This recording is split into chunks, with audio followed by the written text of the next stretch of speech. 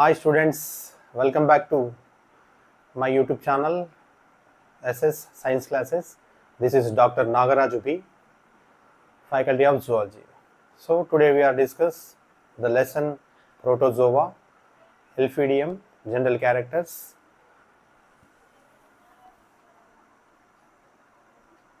So Protozoa.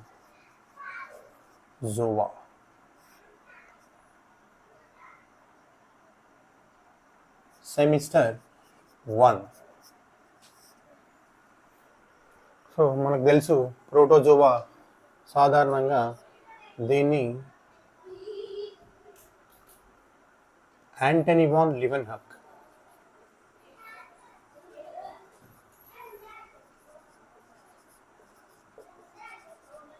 Animal cool అని పిలిచాడు.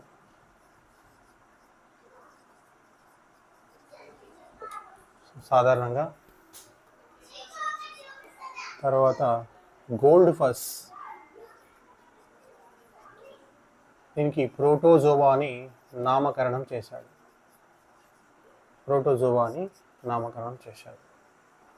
తర్వాత van C bolt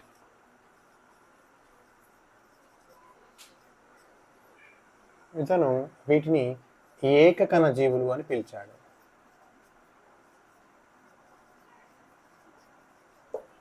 so general క్యారెక్టర్స్లో భాగంగా వీళ్ళు సాధారణ లక్షణాల్లో మనకు ఈ వాన్సీ బోల్ట్ ఏకకణ జీవులని పిలిచాడు.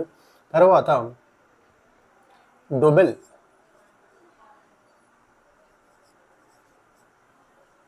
వీటిని అకణ జీవులు అన్నాడు. మరి కారణం ఏంటి అంటే దీనిలోని జీవ పదార్థం అనేక కణాలుగా విభక్తం చెందకపోవడం. సో కాబట్టి ఇతను అకణ జీవులుగా వీటికి పేరు పెట్టడం జరిగింది. తర్వాత ఇవి ఏకకణ జీవులు కాబట్టి సముద్రంలో నివసిస్తాయి, మంచినీటిలో నివసిస్తాయి, నీటిలో మరియు గాలిలో నివసిస్తాయి. తర్వాత ఇవి నేలపైన అన్ని ఆవాసాలలో ఇది నివసిస్తాయి. వీటి యొక్క పరిమాణం వచ్చేసి సుమారుగా 0.0012 నుంచి సుమారుగా 0.016 మైక్రోమిల్లీమీటర్స్ లేదా మిల్లీమీటర్స్ పరిమాణంలో ఉంటుంది. కాబట్టి ఇది ఇంత చిన్నగా ఉంది కాబట్టి దీన్ని మనం డైరెక్ట్గా చూడలేము. కాబట్టి సూక్ష్మదర్శిని మైక్రోస్కోప్ను మనం వాడాలి. సో మైక్రోస్కోప్ ద్వారానే దీన్ని మనం పరిశీలించవచ్చు. దెన్ ఇది ఎక్కువగా నీటిలో ఆవాసాన్ని ఏర్పరచుకుంటుంది కాబట్టి ఒక నిర్ణీతమైనటువంటి ఆకారాన్ని కలిగి ఉంటుంది. కొన్నిట్లో గోళాకారం, సర్పిలాకారము, వివిధ రకాలుగా కామాకారం, ఇలా ఆకార రహితం కొన్నిట్లో ప్రోటోజోవా మనం ప్రోటియస్ తీసుకుంటే. సో ఇలా వివిధ రకాల ఆకారాలను ఇవి ఎక్కువగా బైలేటరల్ సిమ్మెట్రీ, ద్విపార్శ్వ సౌష్ఠవాన్ని, తర్వాత సౌష్ఠవ రహితాన్ని బైలేటరల్ సిమ్మెట్రీ,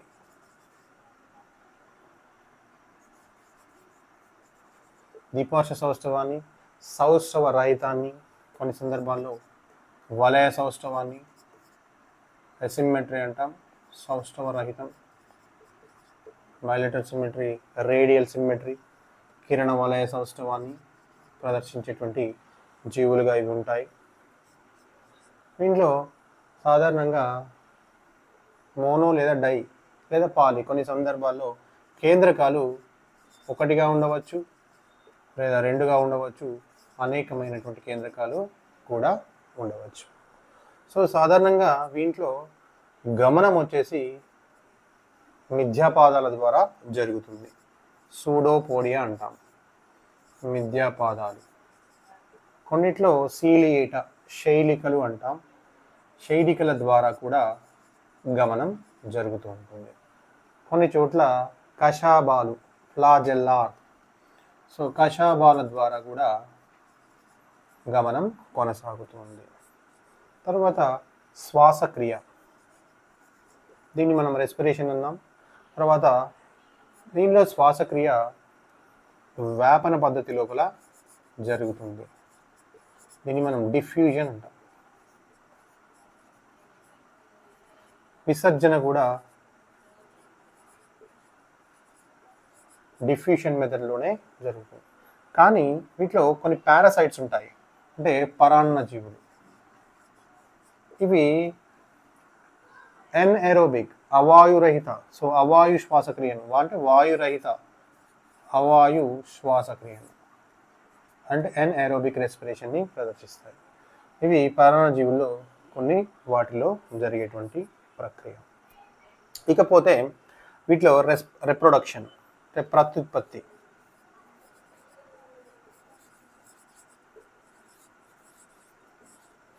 సో సాధారణంగా reproduction 2 types, asexual reproduction, then sexual reproduction. అలైంగిక ప్రత్యుత్పత్తి, లైంగిక ప్రత్యుత్పత్తి. అలైంగిక ప్రత్యుత్పత్తికి వచ్చేసరికి ద్విధా విచ్ఛిత్తి, బైనరీ విజన్, బహుదా విచ్ఛిత్తి, పాలివిజన్, బహుదా విచ్ఛిత్తి. తర్వాత కొన్నింట్లో బడ్డింగ్, మొగ్గ తోడగడం అంటాం, మొగ్గ తోడగడం, స్పోరిలేషన్ అని. సెక్సువల్ రిప్రొడక్షన్లో తర్వాత దశలో సెక్సువల్ రిప్రొడక్షన్ సంయుగ్మం, కాంజుగేషన్. దీన్ని మనం కాంజుగేషన్ అంటాం, పద్ధతిలో జరుగుతూ ఉంటుంది. సో ఇవి జనరల్గా వీటిలో మనకు సాధారణంగా మనకు కనబడేటువంటి లక్షణాలు. ఇకపోతే ఈ వర్గానికి చెందినటువంటి మనకి ఇచ్చినటువంటి సెమిస్టర్ 1లో ఇచ్చినటువంటి జీవి ఏంటంటే ఎల్ఫీడియం క్రిస్పం.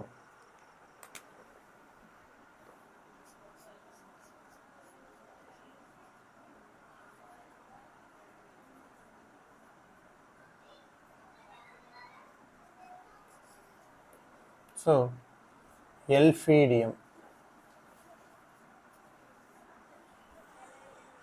మరి దీని యొక్క సాధారణ లక్షణాల నిర్మాణం ఏ విధంగా ఉందో పరిశీలిస్తే, దీని యొక్క స్ట్రక్చర్, ఆవాసం ఏ విధంగా ఉంది అన్నదాన్ని పరిశీలిస్తే, సో సాధారణంగా ఎల్ఫీడియం ఇది కర్పరయుత జీవి, అనేక గదులను కలిగి ఉన్నటువంటి జీవి కాబట్టి అనేక గదులు, పాలిస్టోమెల్లా, అనేక గదులను కలిగి ఉంది కాబట్టి పాలిస్టోమెల్లా అని అంటారు. సో ఇది పాలిథలామస్ అని కూడా పిలుస్తూ ఉంటారు.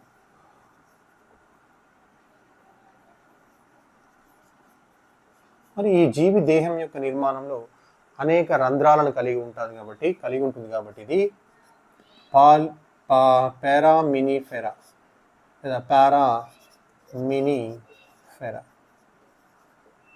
దీన్ని పిలుస్తూ ఉంటారు. ఇది సముద్రం యొక్క అడుగు భాగంలో సుమారుగా 300 ఫాథమ్స్ లోతు లోపల నాచు మొక్కలకి అతుక్కొని ఆవాసాన్ని ఏర్పాటు చేసుకుంటుంది. So per fathom is equal to 1.8 meters. So into 300 అంత లోతు లోపల ఇది ఆవాసాన్ని ఏర్పరచుకొని సముద్రం అడుగు భాగంలో నాచు మొక్కలకు అతుక్కొని ఉంటుంది. ఇది వీటి యొక్క నిర్మాణంలో ప్రధానంగా కర్పరం అని, మిథ్యాపాదలం అని, సో జీవ పదార్థం అని ముఖ్యంగా కొన్ని ప్రధాన భాగాలు ఉన్నాయి. ఆ భాగాలను కనుక మనం పరిశీలిస్తే సాధారణంగా ఈ కర్పరాలు ఇవి సాధారణంగా ఎల్ఫీడియం యొక్క నిర్మాణం పరిశీలించినప్పుడు మొదట ఇది ఏర్పడినటువంటి ఈ జీవి నిర్మాణంలో కర్పరయుత నిర్మాణం అని చెప్పాం. సో మొట్టమొదట ఏర్పడినటువంటి గది ప్రొలాక్యులం అంటాం. ఇది ప్రొలాక్యులం. ఈ గది యొక్క ఉపరితలం పైన అనేక గదులు సర్పిలాకార నిర్మాణంలో ఒకదానిపైన ఒకటి ఈ విధంగా ఫామ్ అయిపోతాయి.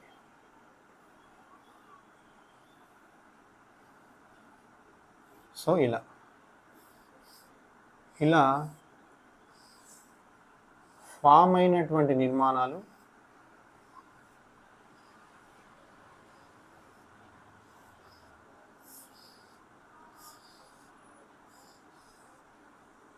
అనేక కర్పరయుత నిర్మాణాలు ఇందులో శరీరాన్ని ఆవరిస్తూ calcium carbonate, silica, magnesium sulphate చే నిర్మితమైన కర్పరం ఆవరించబడి ఉంటుంది. సో ఈ కర్పరంలో అంతరజీవ ద్రవ్యము మరియు బాహ్య జీవ ద్రవ్యం. సో ఇది కణాంతస్థ కణబాహ్య జీవద్రవ్యాలు ఇందులో ఉంటాయి. కణాంతస్థ జీవద్రవ్యము కణబాహ్య జీవద్రవ్యంతో పాటు మధ్యస్థంగా కేంద్రకం ఉంటుంది. ఈ కేంద్రకం నిర్మాణంలో ఈ కాల్షియం కార్బోనేట్ నిర్మిత నిల్వలు ఒక వరుసలో ఏర్పడి ఉంటాయి. సో అనగా ఈ ప్రొలాక్యులం చుట్టూ ఈ వరుసలో ఉన్నటువంటి ఈ నిర్మాణాన్ని అంబో అని పిలుస్తారు. అంటే మధ్యస్థంగా ఉన్నటువంటి ఈ నిర్మాణం ప్రొలాక్యులం, ఇంగ్లీష్లో అదే, తెలుగులో అదే. దాని చుట్టూ కాల్షియం కార్బోనేట్ చే నిర్మితమైనటువంటి నిర్మాణాలు అంబో అని పిలుస్తాం. ఇక ఇది బహు అరల నిర్మాణం. సో అనేక అరలు ఒకదానిపైన ఒకటి ఏర్పాటు కాబడినటువంటి నిర్మాణం కాబట్టి దీన్ని పాలీథలామస్, అనేక గదులచే నిర్మాణం. ఇక ఒక గది ఇంకొక గది పైన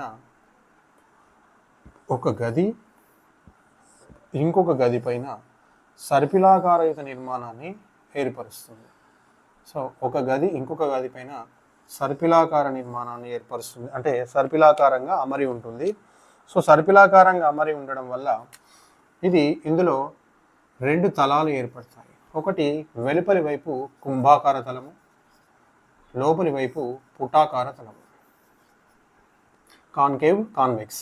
సో ఈ పుటాకార కుంభాకార తలాలు ఒకదానిపైన ఒకటి ఏర్పడుతూనే ఉంటాయి.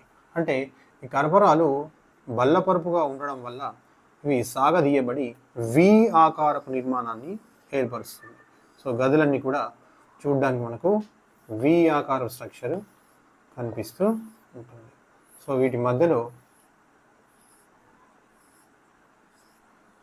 జీవ పదార్థం అనేది ఉంటుంది. దీన్ని ఏలార్ ప్రాసెస్, వక్షాభకిలితం అని పిలుస్తాం, ఏలార్ ప్రాసెస్. ఇక వీటి మధ్య భాగంలో ఉబ్బెత్తు నిర్మాణాలు కలిగి ఉంటాయి. వీటిని మనం రెట్రల్ కీలితాలు అని అంటాం. ఇక వీటి ఆవరణలో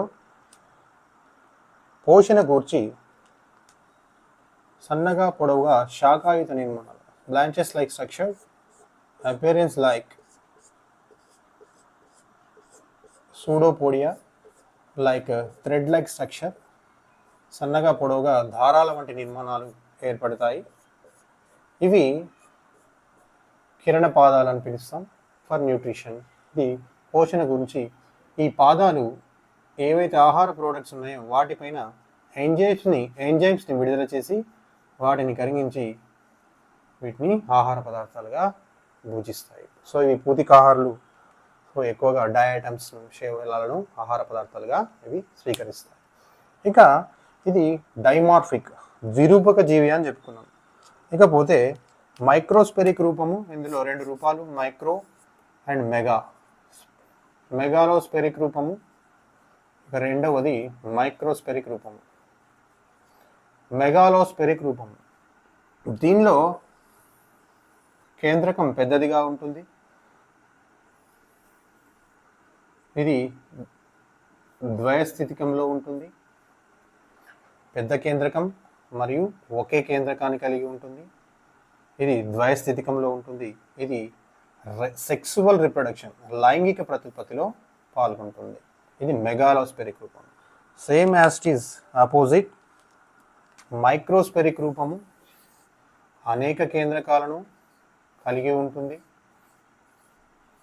చిన్నదిగా ఉన్నటువంటి స్థాయిలో ప్రతి ఒక్క కేంద్రకం ఏకస్థితికంలో ఉంటుంది. ఇది అసెక్సువల్ రీప్రొడక్షన్, అలైంగిక ప్రతిపత్తిలో పాల్గొంటుంది.